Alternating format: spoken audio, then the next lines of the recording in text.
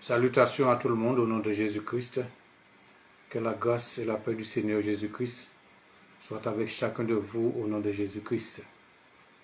Que le Seigneur puisse vous bénir, bénir vos familles, vos enfants, votre conjoint, tous ceux qui sont autour de vous puissent recevoir la paix, l'amour et la grâce de Dieu au nom de Jésus-Christ.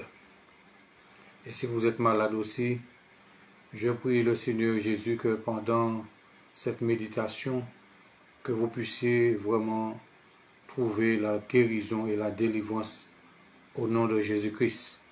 Lorsque vous allez écouter cette méditation, vous allez certainement recevoir la guérison dont vous avez besoin ainsi que la délivrance.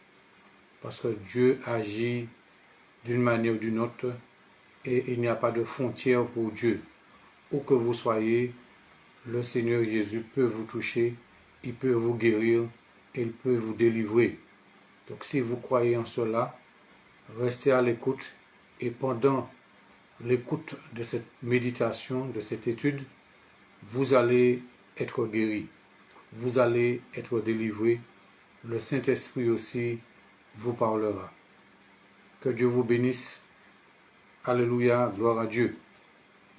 Donc nous étions dernièrement dans l'évangile de Luc, le chapitre 9, et nous nous étions arrêtés au chapitre 5, au verset 50. Donc aujourd'hui nous allons continuer l'évangile de Luc, chapitre 9, à partir du verset 51. Donc pour voir les autres chapitres, il faut regarder de nouveau sur ma page Facebook les autres études précédentes. Et sur YouTube aussi, vous tapez Salut 972 sur YouTube, SALUT 972, et vous pouvez vous abonner. Vous allez voir plein d'autres vidéos, plein d'autres méditations et aussi la parole de Dieu. Donc vous allez découvrir pas mal de vidéos sur la chaîne YouTube Salut 972. Que Dieu vous bénisse et je vous dis bonne méditation. Donc nous sommes dans l'évangile de Luc, le chapitre 9, à partir du verset 51. Lorsque le temps où il devait être enlevé du monde approcha, Jésus prit la résolution de se rendre à Jérusalem. Il envoya des messagers devant lui qui se mirent en route et entrèrent dans un bourg de Samaritains pour lui préparer un logement. Mais on ne le reçut point parce qu'il se dirigeait sur Jérusalem. Les disciples Jacques et Jean, voyant cela, dirent « Seigneur, veux-tu que nous commandions que le feu descende du ciel et les consume ?» Jésus se tourna vers eux et les réprimanda, disant « Vous ne savez de quel esprit vous êtes animés, car le Fils de l'homme est venu non pour perdre les âmes des hommes, mais pour les sauver. » Et ils allèrent dans un autre bourg. Vous voyez, donc Jésus savait à quel moment il devait être enlevé. Il savait à quel moment il devait quitter ce monde. Donc il s'est organisé pour pouvoir continuer à apporter le message de l'évangile. Cela nous fait comprendre aussi que même si vous êtes malade, peu importe votre situation, vous êtes un enfant de Dieu, vous connaissez la parole de Dieu, cela ne vous empêche pas de continuer de parler de Jésus. Je connais des personnes qui sont à l'hôpital, sur leur lit de l'hôpital, elles parlent à ceux qui sont autour d'elles, elles parlent de Jésus aux autres malades qui sont dans la même chambre. La maladie ne doit pas vous empêcher de parler de Jésus. La souffrance ne doit pas vous empêcher de parler de Jésus. Il ne faut pas que la souffrance vous fasse fermer la bouche. Non. Même si vous êtes en difficulté, continuez de parler de Jésus. Tant que vous êtes en vie, vous devez continuer de glorifier Jésus à travers votre témoignage. Oui, parce que quelqu'un qui est à côté de vous, cette personne peut entendre l'évangile à travers votre bouche. Et Dieu est glorifié chaque fois que vous parlez de Jésus. Dieu est glorifié. Et pendant même que vous parlez de Jésus, vous-même aussi, vous pouvez recevoir la guérison. Vous savez que la guérison ne peut pas venir seulement de quelqu'un de l'extérieur. C'est pas seulement quelqu'un qui vient vous imposer les mains, mais quand vous confessez le nom de Jésus par l'évangélisation, Jésus peut intervenir aussi directement dans votre corps pour vous guérir. Lorsque vous confessez le nom de Jésus, vous glorifiez Jésus, vous louez Jésus, vous parlez de Jésus, vous adorez Jésus, Jésus peut intervenir miraculeusement dans votre corps pour vous guérir, quelle que soit votre maladie. Quelle que soit votre maladie, vous pouvez recevoir la guérison et la délivrance au moment où vous prononcez le nom de Jésus-Christ. Parce que dans le nom de Jésus, il y a la puissance dans le nom de Jésus. Lorsque vous confessez ce nom avec foi, avec conviction, il faut savoir que Jésus-Christ peut faire le miracle de la guérison et de la délivrance. Ce n'est pas seulement pour les autres, mais vous-même, quand vous confessez, quand vous prononcez le nom de Jésus, vous pouvez obtenir ce que vous demandez au nom de Jésus. Donc, Jésus savait à quel moment il devait quitter ce monde. Nous ne savons pas. Est-ce que vous savez quel jour que vous devez quitter ce monde? Personne ne sait. Il y a des sorciers qui vont vous dire que oui, vous allez mourir à telle date, telle année, tout cela, mais ce sont des menteurs. Si votre vie est en Jésus-Christ, les sorciers n'ont aucun pouvoir sur votre vie. Votre vie appartient à Jésus. Vous êtes caché en Jésus. Donc les sorciers n'ont aucun pouvoir ni aucune autorité sur votre vie. Votre vie appartient à Dieu. Le souffle de vie que vous avez appartient à Dieu. Si vous croyez en Jésus, vous avez reçu Jésus, vous confiez en lui, sachez que vous n'avez rien à craindre.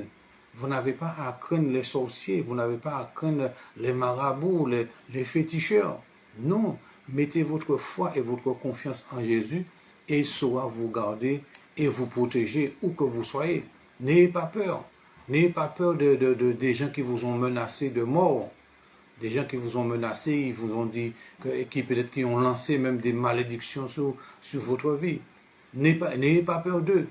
Jésus-Christ est plus fort. Il est plus fort que n'importe quel sorcier de ce monde. Il est plus fort que n'importe quel féticheur.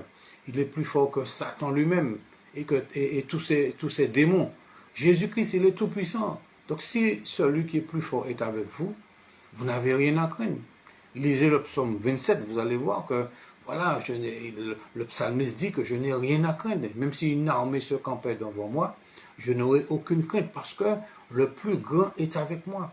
Le Dieu tout-puissant, le Dieu d'Abraham, d'Isaac, le Dieu de Jacob, le Dieu vivant, le Dieu véritable et vrai, celui qui a créé le ciel, la terre, l'univers, tout ce qui existe, il est tout-puissant. Donc je n'ai rien à craindre. Vous n'avez à avoir peur de personne. C'est ça. Et ne pas avoir peur de personne, cela ne veut pas dire que vous ne devez pas respecter les gens. Nous devons respecter les gens, mais nous ne devons pas avoir peur des gens. Peu importe leurs menaces, peu importe leur force, peu importe leur autorité, nous n'avons rien à craindre.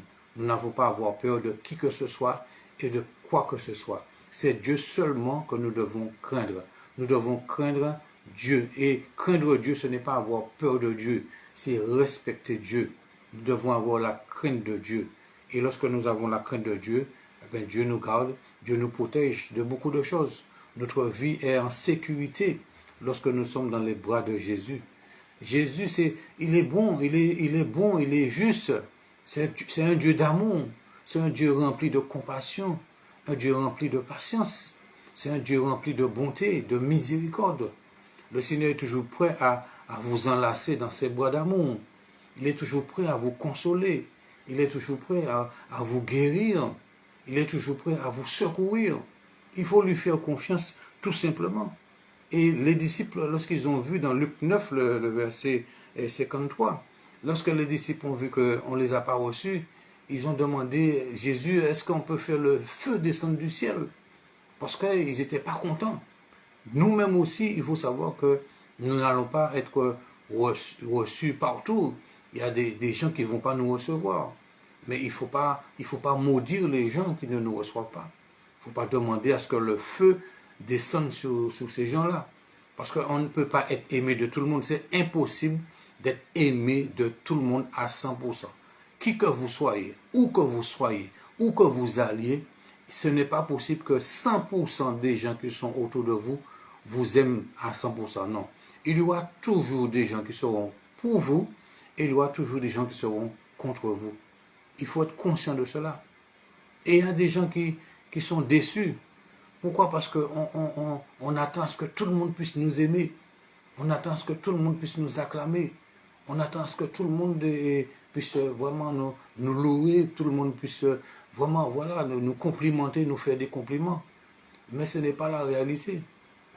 Où que vous soyez un homme, que vous soyez une femme, que vous soyez un chrétien, que vous soyez un pasteur, un homme de Dieu, une femme de Dieu, où que vous soyez, où que vous alliez, tous les gens qui sont autour de vous ne vont pas vous accepter. Voilà, il y a de ceux qui ne vont pas vous accepter. Il y a de ceux qui ne vont pas vous recevoir. Il y a de ceux qui seront pour vous, mais il y a de ceux qui seront contre vous. Vous croyez que tous les gens qui étaient autour de Jésus, ils étaient pour Jésus? Non. Il y a des gens qui étaient là, qui venaient seulement pour le pain, pour manger du pain, manger du poisson. Mais ça ne veut pas dire qu'ils étaient pour Jésus. Ils étaient là plutôt pour les miracles que Jésus faisait. Et oui, et comme aujourd'hui, il y a beaucoup de gens qui viennent dans les églises, plus pour les miracles. Voilà, ils ne viennent pas vraiment pour donner leur vie à Jésus, mais ils viennent dans les églises pour les miracles, pour la guérison, pour la délivrance. Mais ils ne viennent pas, ça ne veut pas dire qu'ils sont pour Jésus, qui sont pour l'évangile, qui sont pour le salut de leur âme. Ils sont là pour le salut de leur âme, non. Mais Jésus-Christ a dit, il a dit, mais vous ne savez pas de quel esprit vous êtes animé. Même si on ne nous reçoit pas, ne prononcez pas de jugement, ni de malédiction sur les personnes qui ne vous reçoivent pas. Bénissez-les. Et ne vous concentrez pas sur les gens qui ne vous aiment pas. Vous savez, aujourd'hui, le problème de beaucoup de gens, c'est qu'on se concentre plus sur les gens qui ne nous aiment pas. On se concentre plus sur les gens qui ne nous apprécient pas. Non. Ne vous concentrez plus sur les gens qui ne vous aiment pas. Ne vous concentrez plus sur les gens qui sont contre vous. Ne vous concentrez plus sur les gens qui ne vous apprécient pas. Fonctionnez avec les gens qui sont avec vous. Fonctionnez avec les gens qui sont pour vous. Fonctionnez avec les gens qui sont d'accord pour marcher avec vous, pour travailler. Concentrez-vous sur ces personnes-là. Ne perdez pas votre temps avec des gens qui sont contre vous, des gens qui parlent contre vous, des gens qui agissent contre vous. Ne vous concentrez pas, ne perdez plus de temps avec ces personnes-là. Avancez avec ceux qui marchent avec vous. Avancez, travaillez avec ceux qui sont déterminés à travailler avec vous, qui sont déterminés à marcher avec vous, qui sont déterminés à être à vos côtés. Et oui, concentrez-vous sur des personnes qui veulent avancer avec vous.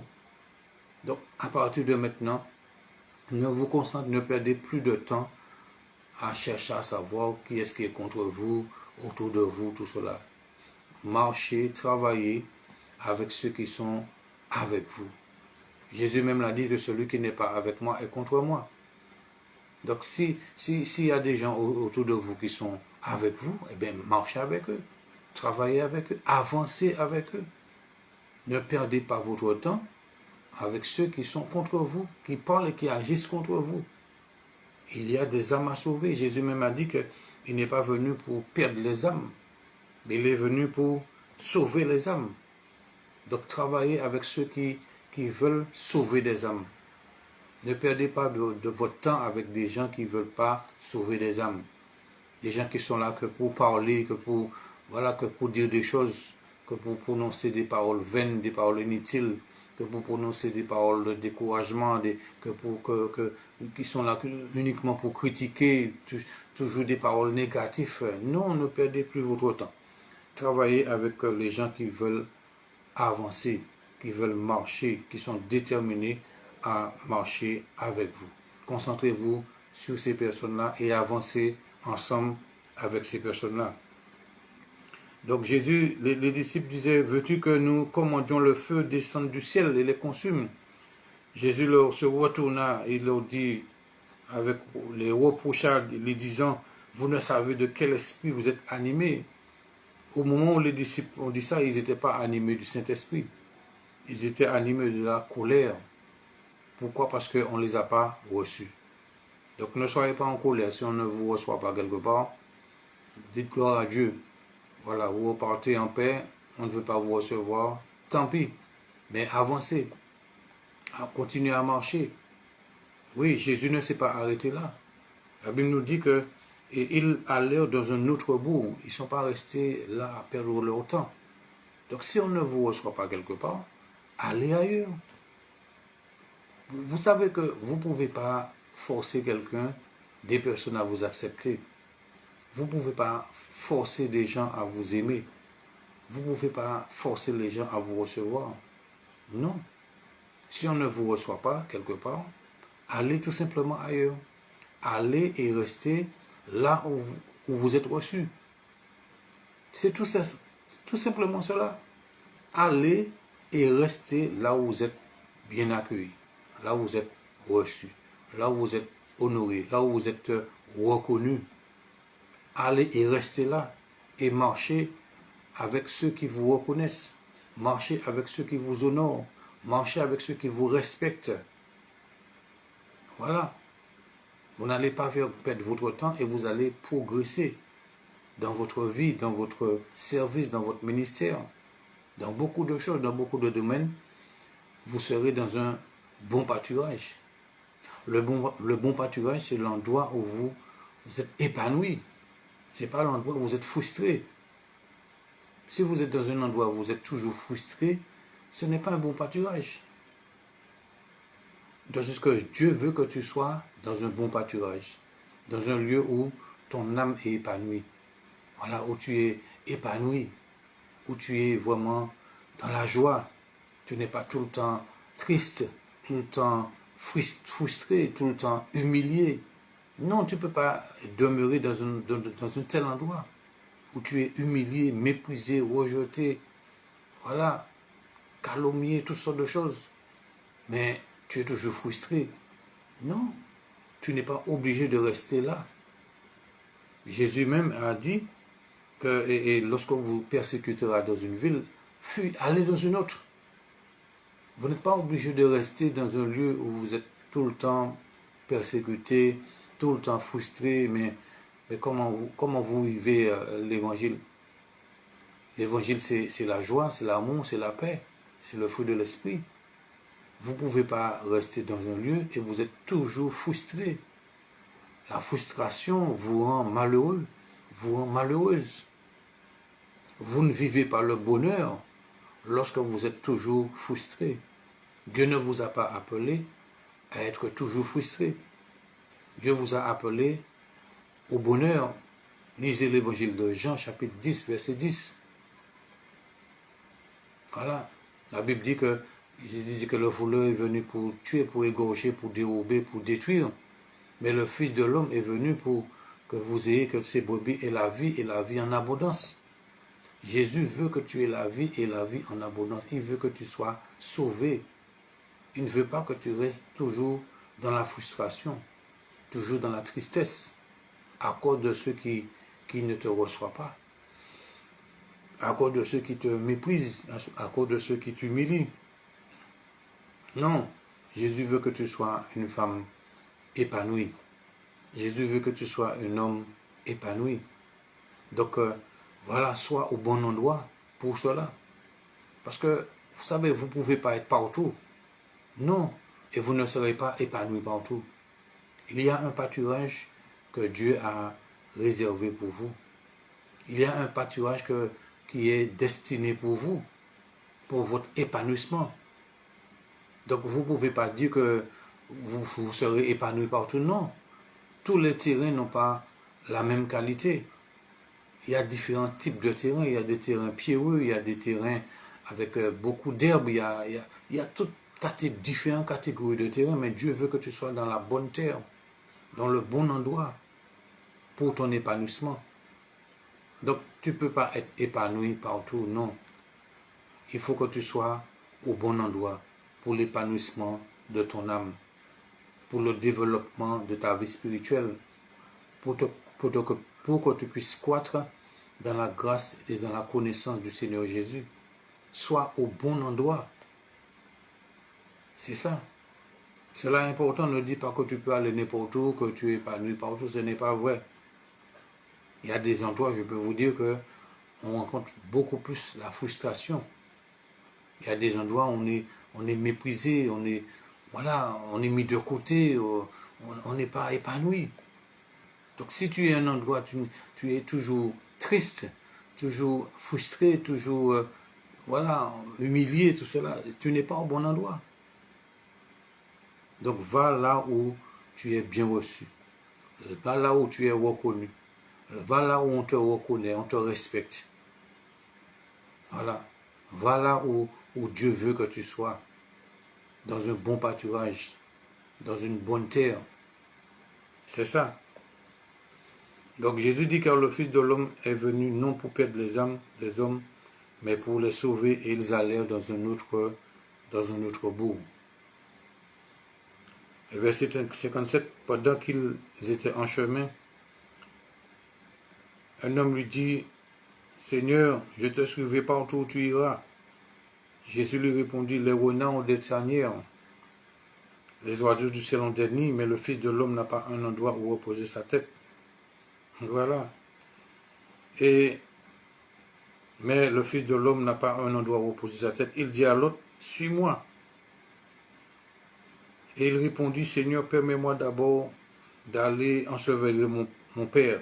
Mais Jésus lui dit, laisse les morts ensevelir leurs morts, mais toi, va annoncer le royaume de Dieu. Un autre lui dit, je te suivrai partout. Seigneur, mais permets-moi d'aller d'abord prendre congé de ceux de ma maison. Jésus répondit, quiconque met la main à la charrue et regarde en arrière n'est pas propre au royaume de Dieu. Cela veut dire que lorsque nous avons pris l'engagement de suivre Jésus, il faut continuer. Il ne faut pas retourner en arrière. Lorsque tu as pris l'engagement de suivre Jésus, tu dois continuer, persévérer. Ne laisse rien ni personne t'arrêter dans ta persévérance. Tu dois garder la foi en Jésus. Tu dois continuer à obéir à l'évangile. Peu importe ce que le monde cherche à te proposer, mais garde la foi en Jésus et continue à obéir à l'évangile. Ne retourne pas dans les traditions du monde. Ne retourne pas dans les coutumes du monde. Pourquoi? Parce que tu t'es engagé à suivre Jésus. Tu t'es engagé à faire la volonté de Dieu. Jésus l'a dit, quiconque met la main à la charrue. Voilà, tu t'es engagé à travailler dans le royaume de Dieu, à travailler au salut des âmes. Tu t'es engagé avec Jésus, donc ne retourne plus dans les choses du monde. Ne retourne plus dans les plaisirs du monde, dans les distractions de ce monde, dans les choses qui ne glorifient pas Dieu. Ne retourne plus dans ces choses-là. Et oui, débarrasse-toi de tout ce qui vient du monde des ténèbres, dans ta maison, dans ta voiture, peu importe. Débarrassez-vous de tout ce que vous avez qui appartient encore au monde des ténèbres. Quiconque met la main à la charrue et regarde en arrière n'est pas propre au royaume de Dieu. Donc il faut continuer à rester engagé dans l'œuvre de Dieu. Rester attaché à Jésus-Christ, à sa parole, à son évangile. Continuez à glorifier Dieu en toutes choses, peu importe votre situation, peu importe votre situation financière, matérielle, affective, spirituelle. Donnez gloire à Dieu, continuez à louer Jésus, à l'adorer, à le chercher, à le prier et à l'invoquer. Ça, c'est très important. Ne retournez plus en arrière, ne regardez plus en arrière, ne retournez plus dans les choses du passé, mais avancez. Avancer de progrès en progrès, de sanctification en sanctification. C'est important. Donc, quiconque met la main à la charrue et regarde en arrière n'est pas propre au royaume de Dieu. Le chapitre 10, il nous est dit dans Luc, nous sommes dans l'évangile de Luc. Après cela, le Seigneur désigna encore 70 autres disciples. Donc, il y avait déjà les 12 disciples qui marchaient partout avec Jésus. Voilà. Mais Jésus-Christ désignait encore 70 autres disciples. Donc 70 plus 12, ça fait combien? Ça fait 82. Vous imaginez? 82 disciples. Donc 82 disciples allaient marcher avec Jésus de lieu en lieu. Et cela ne va pas s'arrêter là parce qu'il y aura encore 120 lorsqu'ils étaient 120 dans la chambre haute. Donc ça allait de croissance en croissance. Et oui, mais Jésus a dit, allez partout, faites de toutes les nations des disciples. Donc le but, la mission de chaque chrétien, chaque enfant de Dieu, ce n'est pas seulement le travail des pasteurs, mais nous devons faire des disciples pour Jésus, pour le royaume de Dieu. Et oui, ce n'est pas seulement le travail des pasteurs, il ne faut pas dire que c'est le travail pasteur, non. Nous avons la responsabilité de faire des disciples, d'amener des gens à Jésus. Voilà. Nous avons la responsabilité de parler de Jésus aux gens qui sont autour de nous, déjà dans notre maison même, pour les membres de notre famille. Notre objectif, c'est de faire des disciples. La parole de Dieu le dit, dans Marc 16, verset 15. Celui qui croit qui sera baptisé sera sauvé. Allez, faites de toutes les nations des disciples, les baptisant au nom du Père, du Fils et du Saint-Esprit, et enseignez-leur à observer ce que je vous ai prescrit. Donc nous devons nous associer à l'Église, nous devons nous associer au ministère pour faire ce travail-là. Vous ne pouvez pas dire que c'est seulement le travail du pasteur, et puis non, je viens à l'Église seulement, je chante, je loue, je prends la scène, j'écoute la parole et puis je retourne chez moi et puis je laisse tout sur le dos du pasteur. Non. Chaque personne, nous avons la responsabilité de faire des disciples. Et oui, de gagner des âmes pour le royaume de Dieu. Parce que vous savez que les gens du monde, il y a de ceux qui gagnent des âmes pour Satan. Et oui, il y a beaucoup de gens qui sont dans la sorcellerie. Leur objectif, c'est de gagner des âmes pour le diable, pour que ces âmes soient perdues. Mais nous-mêmes, qui servons le Dieu vivant, le Dieu véritable, notre travail, notre objectif, c'est de gagner des âmes pour Jésus, pour le royaume de Dieu, pour que ces âmes soient sauvées. Gagner des âmes pour le royaume de Dieu. Ce n'est pas dire simplement je suis sauvé, gloire à Dieu, puis voilà. Et puis je vis ma petite vie chrétienne paisible, tranquille, pépère, et puis tant pis pour les autres. Non. Dieu t'a sauvé, mais il veut t'utiliser aussi pour sauver d'autres personnes. Oui, Dieu t'a sauvé, mais il veut t'utiliser pour sauver d'autres personnes. Donc il faut se laisser diriger par Jésus. Il faut que le Seigneur fasse de toi quelqu'un qui gagne des âmes, un gagneur d'âme, une gagneuse d'âme. C'est important. Ne vis pas ta vie chrétienne pour toi-même et puis tu dis tant pis pour les autres, ils n'ont qu'à chercher Dieu. Non. Si tu es sauvé aujourd'hui, c'est parce que quelqu'un certainement a prié pour toi. Quelqu'un t'a parlé de l'évangile. Il y a quelque chose qui a fait que tu es venu à Jésus. Donc il faut penser aux gens qui sont autour de nous pour leur annoncer aussi l'évangile, la bonne nouvelle. Tu n'as pas besoin d'être évangéliste, prédicateur, prédicatrice pour parler de Jésus à quelqu'un. Ce n'est pas seulement le rôle d'un évangéliste, mais nous sommes en tant qu'enfants de Dieu, en tant que filles de Dieu, que fils de Dieu, nous sommes appelés à parler de Jésus autour de nous. Pas seulement dans l'église, mais où que tu sois, tu peux parler de Jésus. Tu peux dire que Jésus, quelqu'un qui est malade, tu lui dis que tu sais que Jésus guérit.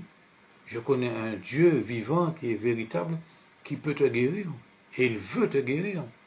Il faut parler, apporter l'espoir pour les gens. C'est ça la bonne nouvelle. La bonne nouvelle, c'est pas venir pour juger les gens, pour leur dire que oui, vous allez périr en enfer, tout cela. C'est pas ça. Il faut leur parler déjà de l'amour de Jésus. Leur dire qu'il y a un Dieu qui est vivant, qui est véritable, qui existe, et que c'est un Dieu d'amour. Et il veut vous sauver, il veut vous guérir, il veut vous délivrer. Il veut que vous puissiez vraiment sortir de cette situation-là qui vous embarrasse. Il est capable, Dieu est capable de faire ce que vous attendez, le miracle que vous attendez, la guérison que vous attendez. Je connais un Dieu qui est capable de faire cela.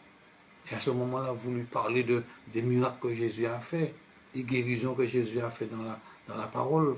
Il y a plein de témoignages de guérison, de délivrance que Jésus-Christ a opéré. Il ne faut pas chercher à imaginer des choses. Tout est dans la parole.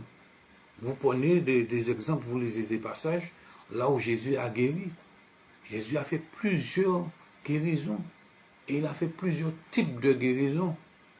Il a même guéri, ouvert les yeux des aveugles. Il a même ressuscité des morts, des personnes qui étaient déjà mortes. Donc vous pouvez prendre des passages comme ça et pour montrer aux gens que Dieu est tout puissant, que Dieu est vivant, que Jésus-Christ il est réel et il est toujours vivant et il agit encore par son esprit sur la terre. Donc il est capable de guérir aussi, de guérir, de consoler, de délivrer n'importe quelle personne. Si cette personne met sa foi en Jésus, elle peut recevoir la guérison, la délivrance, le pardon de ses péchés, le don du Saint-Esprit, la vie éternelle. Dites aussi que Dieu donne la repentance. La repentance, c'est un don de Dieu aussi. Eh oui, la repentance, c'est un don de Dieu. Donc, demandez à Dieu de donner la repentance aux gens qui sont autour de vous. Ne cherchez pas à la mort de ces personnes-là, mais demandez à Dieu de donner à ces personnes-là la repentance. Quel que soit le sorcier, le féticheur, ne demandez pas la mort de ces gens-là, mais demandez la grâce de Dieu pour ces personnes-là. Demandez l'amour de Dieu, demandez vraiment la conversion de ces gens. C'est ça l'amour, c'est cette manière-là qu'il faut gagner des âmes pour Jésus, gagner des âmes pour le royaume de Dieu. Donc, l'évangile de Luc, chapitre 10, il dit qu'après cela, le Seigneur désigna encore 70 autres disciples et les envoya deux à deux, devant lui dans toutes les villes et dans tous les lieux où lui-même devait aller. C'est comme des éclaireurs. Donc Jésus a choisi 70 disciples en plus pour les envoyer comme des éclaireurs, pour les envoyer là où lui-même devait passer. Donc Jésus a bien choisi deux à deux. Donc c'est bien et c'est mieux de faire ce travail-là aussi lorsqu'il y a une campagne d'évangélisation, lorsqu'il y a une semaine d'évangélisation, il y a un programme d'évangélisation. Et lorsque vous vous organisez pour aller évangéliser, c'est mieux de le faire à deux. Et oui, ne dites pas que je n'ai besoin de personne, je fais mes affaires tout seul. Non. Jésus a choisi, il les a envoyés deux par deux. Donc cherchez, il y a des situations où vous n'êtes pas toujours, il n'y a pas toujours quelqu'un avec vous 24 heures sur 24. Il y a des moments où vous vous retrouvez seul. Vous pouvez aussi parler de Jésus à quelqu'un. Mais c'est mieux lorsque vous organisez une évangélisation, je dis bien lorsque vous organisez un programme d'évangélisation, c'est bien et c'est mieux d'être à deux, de le faire deux à deux, comme Jésus-Christ l'a fait avec ses disciples. Il les a envoyés deux à deux. Et pourquoi Jésus-Christ a envoyé ses disciples comme des éclaireurs? Pourquoi? Pourquoi il fallait envoyer ces gens-là avant lui? Pourquoi? Parce que c'est pour préparer le chemin. Comme Jean-Baptiste a préparé le chemin pour Jésus, eh bien Jésus aussi envoie des personnes. Il mandate des personnes pour préparer aussi son chemin. Et oui, vous savez qu'avant même que Dieu puisse intervenir dans la vie de quelqu'un, pour sauver cette personne, Dieu envoie toujours des personnes pour préparer son chemin dans le cœur, dans la vie de cette personne-là. Et oui, Dieu peut utiliser un homme, un serviteur, une servante, une personne, deux personnes, plusieurs personnes pour préparer le cœur de cette personne à le recevoir. Vous savez que Jésus ne vient pas comme ça brusquement dans une vie, non. Jésus, il respecte votre personnalité. Jésus respecte votre vie privée. Jésus ne vient pas pour défoncer la porte de votre cœur, de votre vie, non. Il est dit qu'il frappe à la porte. Il frappe à la porte de votre cœur. Il frappe à la porte de votre vie. Il va pas venir là comme pour pouvoir écraser la porte de votre vie, non, de votre vie. Il est là, il est plein de douceur. Jésus, c'est un roi plein de douceur. Eh oui, et plein d'humilité. Jésus, il est humble, il est doux et humble de cœur. Il ne viendra pas forcer votre porte, forcer la porte de votre cœur. Donc, il prépare le chemin. Il va envoyer des personnes vous parler. Il va vous pousser à lire la Bible. Il va toujours préparer un chemin pour que votre cœur soit disposé à lui ouvrir. Et oui, il va toujours préparer un chemin pour que votre cœur soit disposé à l'écouter, que votre cœur soit disposé à ouvrir, voilà, que vous soyez disposé à ouvrir la porte de votre cœur, de votre vie pour lui. Et c'est ce qu'il a fait. Il a envoyé les 70 avant lui. Là où il devait passer, il a envoyé les 70 disciples pour préparer sa venue, pour préparer son chemin. Pour que les gens, c'est comme si vous devez faire une campagne d'évangélisation, eh bien avant même, vous connaissez cela, même les gens du monde qui font des manifestations, peu importe, avant une manifestation, avant un programme, il y a des gens qui passent avec un microphone ou qui distribuent des flyers pour annoncer que tel jour, il y a tel programme. Comme ça, les gens, dans leur tête, ils sont déjà disposés, voilà, pour pouvoir aller à ce programme-là. Ils se préparent déjà, ils savent que tel jour, à tel ou tel endroit, il y a telle chose qui va se passer. Donc c'est la même chose. Donc Jésus, il a envoyé ses disciples pour pouvoir avertir qu'il arrive, voilà, pour pouvoir avertir de sa venue, pour pouvoir préparer sa venue. Donc les disciples sont allés pour vraiment préparer son chemin. Donc nous aussi, nous n'avons pas à faire les choses en cachette. Lorsqu'une église fait une campagne d'évangélisation, ce n'est pas le jour même que les gens sont au courant. Vous avez votre église, vous voulez faire un programme d'évangélisation ou un séminaire. Est-ce que c'est le même jour du séminaire que vous allez dire aux gens que voilà que je fais un séminaire aujourd'hui? Non. Vous vous prenez des jours, même des mois à l'avance pour annoncer le programme, pour annoncer les jours de séminaire, les jours d'évangélisation. Donc vous préparez déjà cela. Et vous annoncez cela par les médias sociaux, par les réseaux sociaux. Vous préparez déjà un chemin pour disposer déjà les gens à venir. Et oui, ce n'est pas le jour même que vous allez faire tout ça. Donc Jésus, il a fait cela. Il a préparé, il a envoyé ses disciples pour préparer son chemin, pour disposer les gens à le recevoir. Bien sûr que ce n'est pas tous qui vont le recevoir. Il y a de ceux qui vont pas venir. Vous faites un programme, vous allez dans un quartier, bien vous faites un programme, vous annoncez cela sur les réseaux sociaux, sur Internet, à la télé, à la radio, tout cela. Beaucoup de gens vont entendre le programme. Mais ce n'est pas tous ceux qui ont entendu le programme qui viendront. Mais il y a de ceux qui viendront quand même.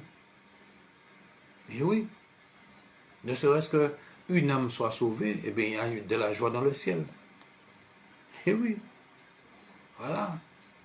Ne serait-ce qu'une seule âme qui répond à l'appel de Dieu, qui est sauvée. Il y a de la joie dans le ciel pour un seul pécheur qui se repent, que pour 99 justes qui n'ont pas besoin de repentance. Et à travers cette âme-là qui est sauvée, Dieu peut sauver toute une nation. Vous ne savez pas. Et oui, à travers cette personne, souvenez-vous, celui qui était le démoniaque de Gadara. Eh bien, certainement par lui, par sa délivrance, eh bien, le Seigneur a dû sauver beaucoup de gens dans son village. Parce que le Seigneur lui a dit, non, va annoncer ce que j'ai fait pour toi dans ton village. Et certainement, les gens, quand les gens ont vu le changement dans la vie de cet homme, ils ont cru. Eh oui, ils ont cru parce que cet homme était déjà perdu, cet homme était déjà livré aux démons. Et Jésus-Christ a délivré cet homme de plusieurs milliers de démons. Cet homme a retrouvé son bon sens, il ne marchait plus nu. Il était habillé, certainement il s'est lavé, certainement il s'est parfumé, certainement il marchait proprement et il parlait clairement. Donc tout cela, ben, ça a certainement amené beaucoup de gens à la foi, à croire en Jésus, à la repentance, à la conversion, au salut. Donc une seule âme. Jésus était venu pour cet homme-là. Et à travers cet homme-là, certainement tout un village a été sauvé. Donc lorsque vous organisez une campagne d'évangélisation, pasteur, homme de Dieu, femme de Dieu, peu importe, serviteur de Dieu, ne soyez pas frustrés. Si une seule âme vient et puis se donne à Jésus, il y a de la joie dans le ciel. Réjouissez-vous. Ne dites pas, ah, c'est parce que, comment ça veut dire, tout ce que j'ai fait, toutes les annonces que j'ai fait, toutes les publicités que j'ai fait, comment ça fait-il? C'est une seule âme qui est venue, qui a répondu à l'appel. Mais vous ne savez pas qu'à travers cette seule âme-là, Dieu peut sauver toute une famille, tout un quartier. Et oui, vous ne savez pas ce que Dieu est capable de faire avec cette seule âme qui s'est donnée à Jésus. Donc ne soyez pas frustrés de la quantité de personnes qui répondent à l'appel lorsqu'il y a une évangélisation, lorsqu'il y a un séminaire, peu importe le programme, mais ne soyez pas frustrés, ne regardez pas à la quantité de personnes qui viennent à vos programmes ou qui se donnent au Seigneur Jésus. Jésus-Christ, il est glorifié et il sait ce qu'il fait. Il y a peut-être des gens qui ne se lèvent pas, mais qui ont été touchés par la parole. Et en entrant chez eux, ils s'humilient, demandent à Dieu pardon. Et ils se repentent et ils reçoivent Jésus. Et oui, c'est ça aussi. La parole est prêchée. C'est pour ça que la Bible prêche la parole en toute occasion, favorable ou non. L'essentiel, c'est de semer la parole, que les gens entendent l'évangile, c'est ça. Et c'est Dieu qui va faire croître cette parole qu'ils ont entendue.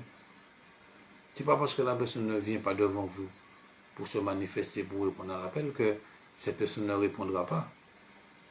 La parole que vous prononcez, la parole que Dieu prononce par votre bouche, que le Saint-Esprit prononce par votre bouche, résonnera dans le cœur, dans l'esprit de cette personne. Et amènera cette personne au salut, à la repentance, à la conversion. La personne peut rentrer chez elle, même dans sa voiture, mais avant de rentrer chez elle, et s'humilier, demander pardon, pleurer. Dieu peut sauver cette personne-là depuis sa voiture. Avant même de rentrer chez elle, cette personne-là peut être sauvée. Pourquoi? Parce que son cœur a été touché. Et elle s'est tournée vers Jésus. Vous savez que ce n'est pas seulement dans le bâtiment que Jésus va sauver les gens. Il ne faut pas vous tromper. Ce n'est pas seulement dans le bâtiment, dans les 4 murs, que c'est là que les gens doivent être sauvés. Non, la personne vient écouter la parole, mais la parole fait son chemin dans les cœurs. Même si la personne, en partant, en quittant le séminaire, après l'évangélisation, la parole continue à faire son travail dans les cœurs. Et cette parole sauvera cette personne. Si cette personne reçoit cette parole de bon cœur, elle accepte cette parole et se tourne vers Jésus, cette personne-là sera sauvée. Si elle croit dans son cœur et elle confesse de sa bouche, elle sera sauvée. Donc ne soyez pas frustrés. Voilà, lorsque vous ne voyez pas beaucoup de personnes répondre à l'appel, lorsque vous faites une évangélisation, un séminaire, un programme, prêchez la parole, enseignez la parole, dites surtout la vérité aux gens. Ça, c'est important, ça. Ça, je ne rigole pas sur ça. Je dois dire la vérité, enseigner la vérité qui sauve. Voilà, la vérité de Jésus, la vérité qui sauve, la vérité qui guérit, qui délivre, la vérité qui affranchit. Dites la vérité aux gens. Dites la vérité. Ne mentez pas aux gens. Ne faites pas cela. Dites la vérité. Prêchez ce que Jésus a prêché. Enseignez ce que Jésus a prêché. Ce que ses apôtres ont prêché, enseigné. C'est ça qu'il faut dire aux gens, aux âmes qui sont devant vous. C'est important parce que nos prédications sont notées. Et oui, il y a des anges qui sont là, qui prennent note de ce que vous dites. Et de ce que vous faites aussi. Donc faisons attention à ce que nous prêchons, à ce que nous enseignons. Restons attachés à la parole de Dieu, à la doctrine de Christ. N'allez pas chercher des philosophies, des choses... non. restons attachés à l'enseignement de Jésus-Christ et de ses apôtres. Ça, c'est très important, afin que les âmes soient sauvées, qu'ils soient réellement sauvées. Une âme ne peut pas être sauvée en dehors de la parole de Dieu. Une âme ne peut pas être réellement sauvée en dehors de la parole de Dieu. Il faut rester dans la parole de Dieu, dans l'enseignement, dans ce que Jésus et ses apôtres ont enseigné, pour que les âmes soient réellement touchées et sauvées. Que Jésus soit glorifié. Jésus est glorifié dans la vérité. Et oui, Jésus est glorifié lorsque vous dites la vérité. Jésus n'est pas glorifié dans le mensonge. Parce que si vous mentez aux gens, qui est-ce qui est glorifié là? Ce n'est pas Jésus. Qui est-ce qui est le père du mensonge? C'est le diable. Et oui, lorsque vous mentez aux gens, vous ne glorifiez pas Jésus. Vous êtes en train de glorifier Satan, le père du mensonge. Et le mensonge ne peut pas sauver quelqu'un. Aucun mensonge ne peut sauver une âme. Le mensonge, au contraire, perd les âmes. Et celui qui ment se perdra aussi. Celui qui ment aux âmes pour les séduire, pour les tromper, cet homme-là, cette femme-là, si elle ne se repent pas, se perdra. Et beaucoup de gens se sont perdus aussi à cause du mensonge. Il y a des âmes qui se sont perdues à cause du mensonge. Le mensonge amène à la perdition, de ce que la vérité amène au salut.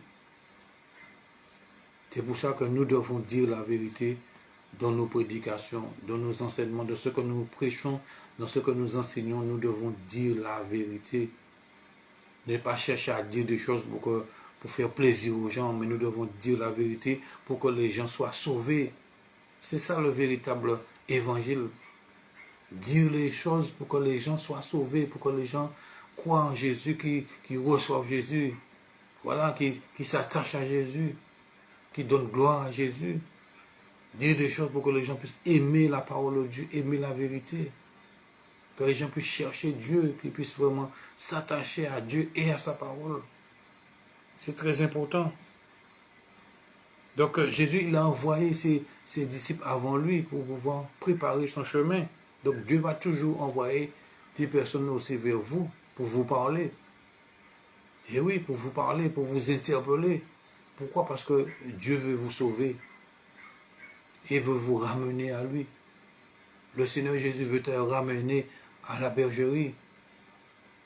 Vous qui avez quitté la bergerie, vous qui n'allez plus à l'église, qui allez nulle part, le Seigneur Jésus, il t'a déjà parlé, il a déjà envoyé des personnes vers toi pour te dire, mon frère, reviens, ma soeur, reviens à Jésus.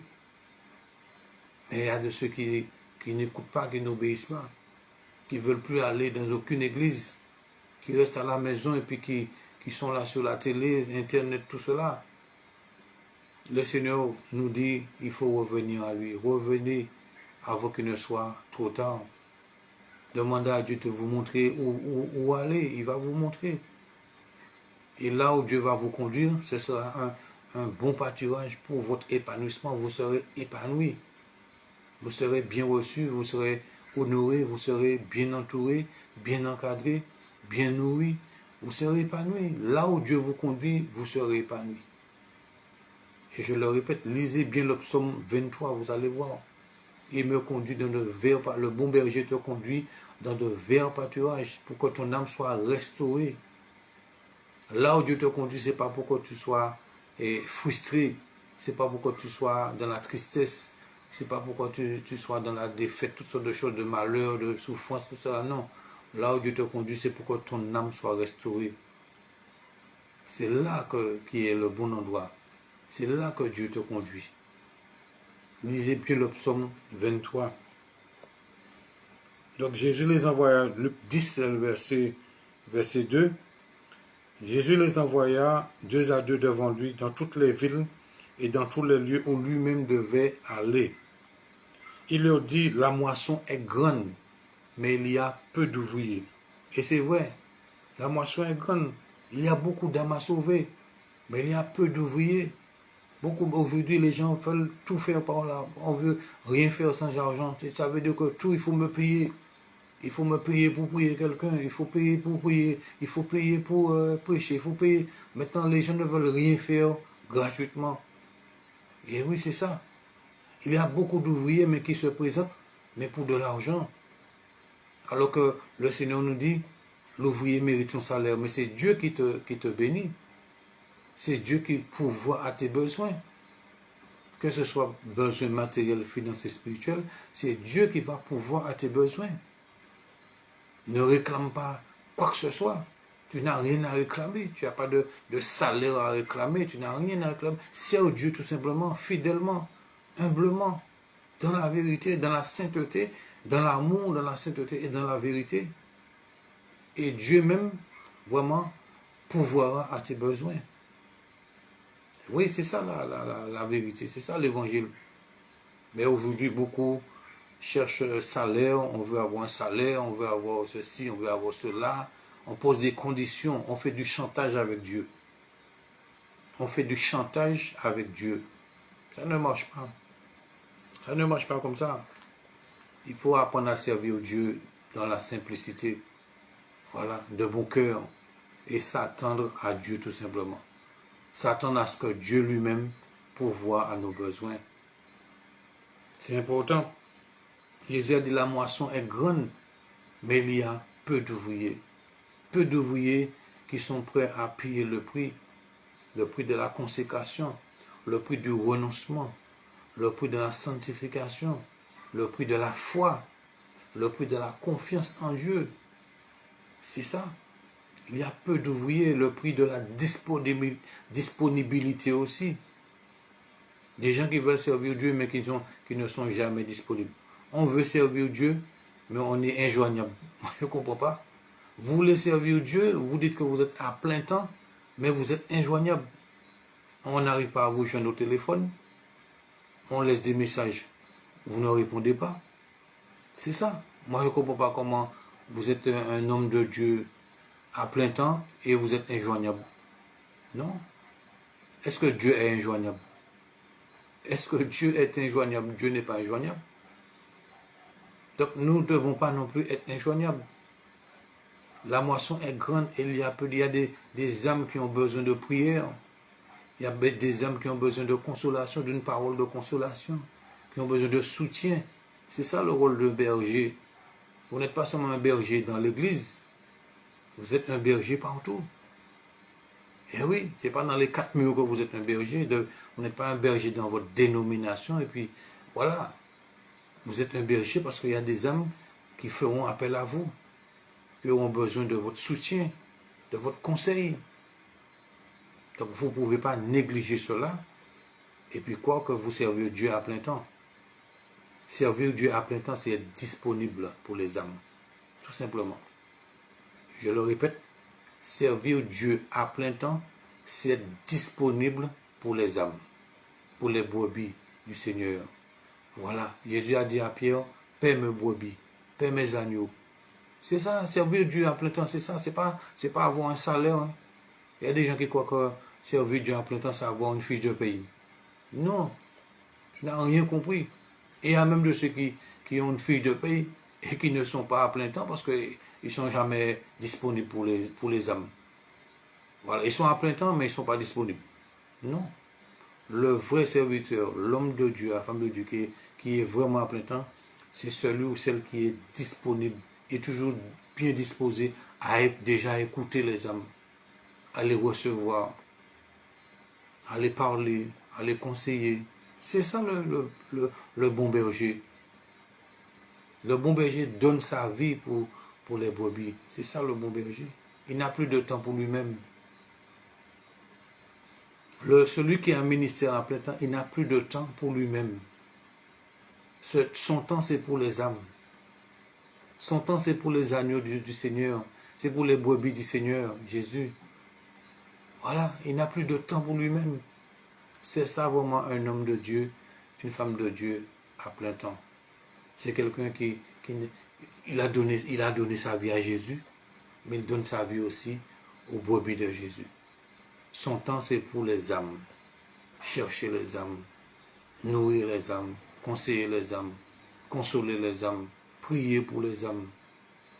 C'est ça, être à plein temps. Ça n'a rien à voir avec une fiche de paye. Ça n'a rien à voir avec une fiche de paye. Donc Jésus dit, dans Luc 10, verset 2, la moisson est grande. Et oui, la moisson est grande, mais il y a peu d'ouvriers. Vous imaginez le Covid qui est passé là, quelques années là. Combien de milliers, de millions même de personnes qui sont décédées? Où sont toutes ces personnes-là? Tous les gens qui sont morts du Covid là. Où sont leurs âmes? Où sont leurs âmes? Il y a même des chrétiens qui sont, c'est pas seulement, même des chrétiens, les gens de toute catégorie sont morts du Covid. Les gens de toute couche sociale sont morts du Covid. Toute catégorie sociale, les riches, les pauvres. Beaucoup de gens ont été atteints par le Covid. Depuis 2019 jusqu'à ce jour, on n'entend pas parler du Covid, mais le Covid est toujours là. On entend parler moins du Covid, mais le Covid est toujours là. Mais tous ces gens-là qui sont morts, qui sont partis, est-ce que ces gens-là avaient Jésus? Est-ce que ces gens-là ont eu le temps de se repentir, de se convertir? Tous ces millions de personnes-là, je dis bien tous ces millions de personnes-là qui sont partis là, est-ce qu'ils ont eu le temps de donner leur vie à Jésus? La moisson est grande, mais il y a peu d'ouvriers. Peu d'ouvriers sont prêts à payer le prix, à aller en mission, à aller chercher les âmes. Combien de pasteurs qui sont prêts à aller dans les bois, dans la brousse? Combien qui veulent aller? Là où personne ne veut aller. Là où se trouvent les gens qui sont même pas civilisés, qui ne connaissent même pas un portable. Il y a des endroits comme ça sur la terre. Il y a des endroits, les gens ne connaissent même pas un téléphone, un portable. Ils ne connaissent même pas une télévision, ils ne savent même pas ce que c'est qu'une télévision. Eh oui, cela existe en 2025. Vous croyez que tout le monde connaît? Non, il y a des pays, il y a des endroits reculés sur la terre. Les gens ne connaissent pas ces choses-là. Ils ne connaissent même pas l'électricité. Ils vivent de la nature, ils vivent de l'eau, ils vivent des poissons, ils se nourrissent de poissons, de viande que les animaux qu'ils tuent pour manger, tout cela. Ça existe en 2025. Mais où sont les ouvriers qui sont prêts à aller dans ces endroits-là? À risquer leur propre vie pour l'évangile? Et oui, on veut rester dans la ville, on veut rester dans la clim. Aujourd'hui, c'est ça. On veut rester dans le confort, salle climatisée, chaises confortables, chaises velours, avec accoudoir, fauteuil, voilà, c'est comme une salle de cinéma. On ajoute même des jeux de lumière aussi. C'est pas suffisant maintenant, on ajoute des jeux de lumière, tout cela. Donc on est dans le confort. Et Jésus-Christ n'était pas toujours dans le confort. Il était dans la synagogue, mais il ne restait pas tout le temps dans la synagogue. Il allait dans les rues de lieu. La Bible dit qu'il allait de lieu en lieu, faisant du bien. Donc Jésus n'était pas tout le temps dans la synagogue, dans le temple. Il venait là, il enseignait, mais Jésus allait aussi de lieu en lieu. Donc nous, en tant qu'hommes de Dieu, nous en tant que serviteurs de Dieu, servants de Dieu, nous en tant que chrétiens, nous devons imiter Jésus, aller de lieu en lieu. Aller de lieu en lieu, ça ne veut pas dire que tu es instable, tu es un homme. Non, c'est que ton ministère n'est pas limité à une dénomination. Ton ministère n'est pas limité à 4 murs. Tu dois exercer ton ministère là où le Saint-Esprit te conduit, là où c'est de lieu en lieu. Tu dois exercer ton ministère là où le Saint-Esprit te dirige. Avec l'équipe que Dieu a mis à tes côtés. Dieu met toujours, si tu es un pasteur, tu ne peux pas être seul. Tu dis que tu es pasteur, tu ne peux pas être seul. Dieu a mis des personnes, des hommes et des femmes à tes côtés. Donc tu dois marcher avec ces hommes-là, comme Jésus marchait avec ses disciples. Un pasteur, un homme de Dieu, un serviteur de Dieu ne peut pas être seul. Tu ne peux pas dire que tu es pasteur, tu es homme de Dieu, prophète, évangéliste, docteur, peu importe ton ministère, mais que tu es seul, que tu n'as personne avec toi, que personne ne marche avec toi, ce n'est pas normal. Donc Jésus, il avait des disciples. Il avait 12 disciples, après il a choisi 70, ça s'est monté à 120 et encore plus après. Donc Jésus ne marchait pas seul. Donc si tu es un pasteur, un homme de Dieu, une femme de Dieu, tu ne peux pas marcher seul.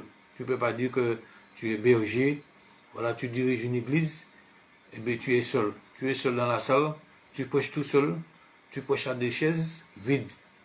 Cela. Non, Dieu va toujours, si tu es véritablement un appelé, un élu, si Dieu t'a choisi, Dieu t'a établi comme pasteur, tu ne vas pas rester seul. Tu ne vas pas rester seul. Jean-Baptiste, il était dans le désert, il prêchait dans le désert. C'est pas lui qui allait chercher les gens même sont venus à lui. Donc si Dieu t'a choisi, Dieu t'a établi comme pasteur berger, il va envoyer les âmes vers toi pour que tu puisses t'en occuper. Oui, il enverra des âmes pour que tu puisses les former aussi, pour eux aussi puissent aller en mission. C'est ça le rôle aussi du berger, c'est pas seulement prêcher et puis tenir les gens là dans l'église. Non, il faut former les gens aussi. Il faut les préparer pour partir aussi en mission. C'est ça le vrai travail d'un pasteur, de berger. C'est pas seulement prêcher tout le temps, tous les jours tu prêches, mais où est le résultat? Où sont ceux que tu formes? Où sont ceux que tu prépares pour partir en mission? Tu dois former des gens, former des frères pour la mission, pour l'œuvre, pour les envoyer en mission. Il faut les former aussi pour les responsabiliser dans les différents services aussi de l'Église. Il y a une formation, on ne vient pas là seulement on prêche, comme si c'est un fonctionnaire et puis de l'État, et puis on fait son boulot, et puis on ferme sa Bible, et on va s'asseoir, et puis voilà, c'est tout le temps comme ça, non? Jésus a formé ses disciples, il les a choisis d'abord, il les a appelés, Jésus même a dit, c'est moi qui je vous ai choisi et je vous ai établi. Et ça ne s'arrête pas là. Pour que vous alliez et que vous portez du fruit et que votre fruit demeure jusque dans la vie éternelle. Donc Jésus, il a appelé ses disciples, il les a choisis, il les a formés, il les a établis. Ensuite, il les a envoyés pour qu'ils puissent porter du fruit. Donc c'est le rôle de tout pasteur, de tous ceux qui dirigent une salle, un lieu de culte, peu importe, qui dirige une équipe. Vous devez former les gens, les préparer pour les envoyer. Voilà. Pour les choisir, les former, les établir et les envoyer. Suivre l'exemple de Jésus. Donc Jésus dit que la moisson est grande, mais il y a peu d'ouvriers. Et c'est vrai. Peu d'ouvriers qui sont prêts à payer le prix. Peu d'ouvriers fidèles. Parce qu'il y a des gens qui viennent, qui ne sont pas vraiment fidèles aussi. Ça aussi, c'est un problème. Il y a un problème de fidélité dans les églises. Il y a un problème de stabilité aussi. Des gens sur qui on pensait à compter, eh ben, du jour au lendemain, ces personnes-là nous laissent. Ces personnes-là nous quittent. Donc, il y a ce problème d'instabilité aussi dans les églises. On ne sait pas vraiment à qui on peut confier des responsabilités. Ça, c'est difficile. C'est difficile parce qu'il y a un manque de stabilité. Les gens courent trop de droite à gauche. On vient à l'église pendant un mois, on entend que quelqu'un arrive de loin, on laisse et puis on va suivre cette personne-là. Après, on entend quelqu'un d'autre qui vient, on laisse, on va suivre cette personne-là. Il y a un problème de stabilité dans les églises. C'est pour ça que les pasteurs ont du mal à pouvoir donner des responsabilités aux gens dans les églises. Je comprends cela. Je comprends cela. Les pasteurs ont du mal à pouvoir confier des responsabilités parce que Dieu dit qu'on doit confier des responsabilités à des hommes fidèles déjà, pas capables avant. Fidèles. Il faut que la personne soit... Parce que tu peux être capable, mais tu n'es pas fidèle. C'est ça. Tu peux être capable, oui, tu es capable. Tu as la capacité. Tu peux avoir beaucoup de talent, beaucoup de dons, même beaucoup de choses. Mais est-ce que tu es fidèle? C'est ça. Est-ce qu'on peut te confier des responsabilités? Est-ce qu'on peut compter sur toi? Est-ce que si le pasteur part en mission, est-ce qu'il peut compter sur toi? Est-ce qu'il peut dire, bon voilà, il est là, il pourra gérer l'église, tout cela? Est-ce qu'il peut vraiment compter sur toi? Est-ce que si le pasteur part, eh bien, toi-même, toi aussi tu pars? vas en visite et puis tu laisses les brebis là livrer à eux-mêmes. Non. Donc, la fidélité est encore plus importante que la capacité. Si vous prenez note, notez ça. La fidélité est plus importante que la capacité. Et oui, avant de chercher à être capable, à dire je suis capable, je suis ceci, j'ai des diplômes, j'ai fait études pastorales, j'ai mon baccalauréat, j'ai quoi encore, qu'est-ce qu'on peut dire encore de mon bac pastoral, tout cela. C'est bien d'avoir ça, mais est-ce que tu es fidèle?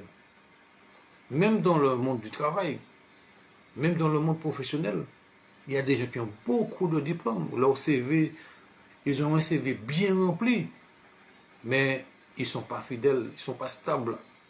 Ouais, ces gens-là passent de boulot en boulot, ils n'arrivent pas à rester dans un travail. Ils ont un problème de stabilité. Donc, des gens comme ça, on ne peut pas leur confier des responsabilités. On ne peut pas leur confier des responsabilités. Donc, pour qu'on puisse te confier des responsabilités, il faut déjà que tu sois fidèle. Ça veut dire stable.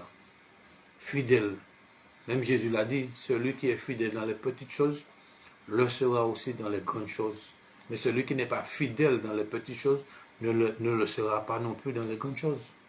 Donc, si tu n'es pas fidèle déjà dans les petites choses qu'on te demande de faire, comment peut-on te confier de grandes responsabilités? Voilà les ouvriers que Dieu recherche. C'est pas pour dire ouvrier comme ça. Hein. Mais Dieu recherche, et les pasteurs, je crois aussi, recherchent des ouvriers fidèles, des ouvriers stables, des ouvriers sur lesquels on peut compter, on peut faire confiance. On sait que ces ouvriers-là, je pars en mission, cet ouvrier-là sera là. Il va rester là. Il va continuer à faire le boulot. Il va continuer à faire le travail. Il va continuer à servir comme si j'étais là. Un ouvrier fidèle, c'est celui qui fait son travail, même si le pasteur n'est pas là, mais il fait comme si le pasteur était là. Il ne va pas faire les choses différemment. Ah, parce que le pasteur n'est pas là, alors je fais les choses différemment, je me laisse aller, je fais... Non, non. C'est celui qui est intègre dans ce qu'il fait. Que le pasteur soit là, que le pasteur n'est pas là, il est intègre dans ce qu'il fait. Il fait les choses comme d'habitude, comme le pasteur lui a demandé de faire.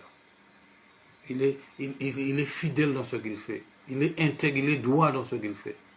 C'est ça, un ouvrier que Dieu aime. Voilà. C'est ça, un ouvrier, l'ouvrier que Dieu recherche. Jésus l'a dit, la moisson est grande, mais il y a peu d'ouvriers intègres. Ce n'est pas n'importe quel ouvrier. Dieu ne parle pas de n'importe quel ouvrier là. Il y a plein d'ouvriers, oui. Plein d'ouvriers, plein de gens qui veulent servir Dieu. Il y a des gens, même des jeunes, même de 2-3 versets qu'ils connaissent dans la Bible, ils veulent déjà être au plus haut que le pasteur. Ils veulent déjà être au-dessus du pasteur, ils veulent déjà même donner des conseils au pasteur, ils veulent déjà, je ne sais pas, renverser le pasteur, détrôner le pasteur. Et oui, ils ne sont pas fidèles, ils ne sont pas intègres, ils ne sont pas droits, ils n'ont pas un bon témoignage, mais parce qu'ils connaissent 2 ou 3 versets dans la Bible, ils pensent déjà qu'ils mettent déjà leurs capacités en avant. Ne mets pas tes capacités en avant. Sois d'abord fidèle. Sois d'abord fidèle dans ce que tu fais.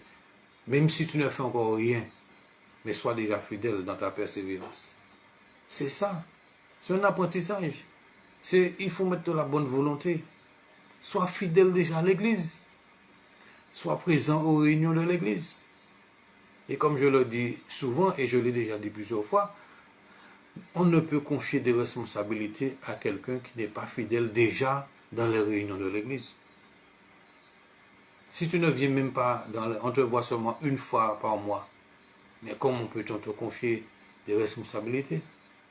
Comment peut-on te mettre en service si tu n'es pas fidèle déjà dans les réunions de l'église? Comment déjà être fidèle dans les réunions de l'église? Et par ta fidélité, ton obéissance, par le bon témoignage, eh bien, le pasteur va te remarquer.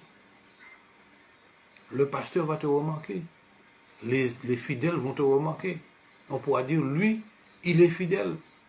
Il est toujours là, il est toujours présent, il a un bon témoignage, il est là calme, tranquillement, il ne se plaint pas, il ne murmure pas aussi, parce qu'il y a de ceux qui sont là, mais qui se plaignent. et qui murmure, ah, depuis le temps je suis là.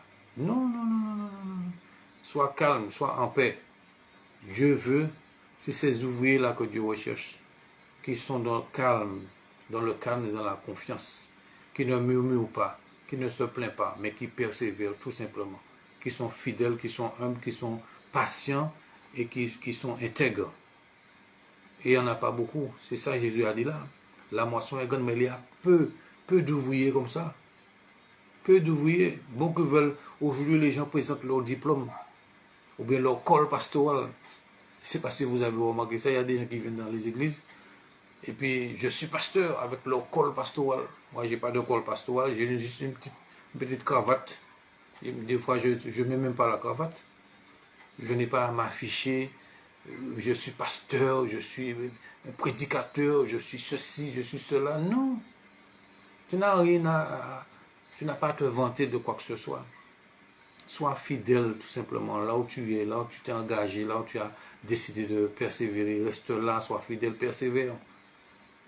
Sois humble et Dieu fera le reste. Et oui.